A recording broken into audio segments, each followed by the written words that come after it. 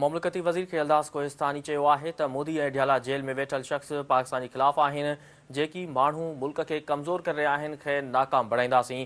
कराची में मुस्लिम लीग नून हाउस में मीडिया सां ॻाल्हाईंदे खेलदास कोहिस्तानी चयो त फ़सादी डफेड़ पकड़ींदड़ टोलो मुल्क खे कमज़ोर करण जी साज़िश करे रहियो आहे। खेलदास कोहिस्तानी चयो त भारत पाकिस्तान में दहशतगर्दी कराए अदम इस्तेहकाम पैदा करे रहियो आहे।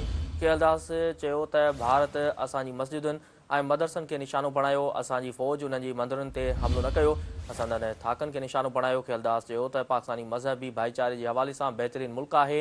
मुमलिकती वज़ीर खेलदास चयो त पाकिस्तान तरक़ी करे रहियो आहे। हिते का बि मज़हबी नफ़रत नथी सेखारी वञे। खेलदास चयो त हितां जो वज़ीर आज़म ऐं वज़ीर आला ॿियनि मज़हबनि जी इज़त कंदो आहे।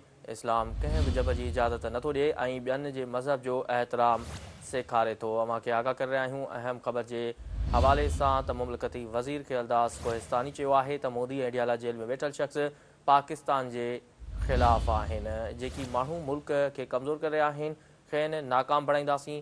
कराची में मुस्लिम लीग नून हाउस में मीडिया सां ॻाल्हाईंदे खेलदास कोहिस्तानी चयो त फ़सादी ऐं डफेड़ पकड़ींदड़ टोलो मुल्क खे कमज़ोर करण जी साज़िश करे रहियो आहे। खेलदास कोहिस्तानी चयो त भारत पाकिस्तान में दहशतगर्दी कराए अदम इस्तेहकाम पैदा करे रहियो आहे। खेलदास चयो त भारत असांजी मस्जिदुनि ऐं मदरसनि खे निशानो बणायो। असांजी फ़ौज उन्हनि जी मंदरनि ते हमिलो न कयो। सदन थाकनि खे निशानो बणायो। खेलदास चयो त पाकिस्तान मज़हबी भाईचारे जे हवाले सां बहितरीन मुल्क आहे। मुमलिकती वज़ीर खेलदास चयो त पाकिस्तान तरक़ी करे रहियो आहे। हिते का बि मज़हबी नफ़रत नथी सेखारी वञे। खेलदास चयो त हितां जो वज़ीर आज़म ऐं वज़ीर आला ॿियनि मज़हबनि जी इज़त कंदो आहे। इस्लाम कंहिं बि जब जी इजाज़त नथो ॾिए ऐं ॿियनि जे मज़हबनि जो एहतराम करणु सेखारे थो।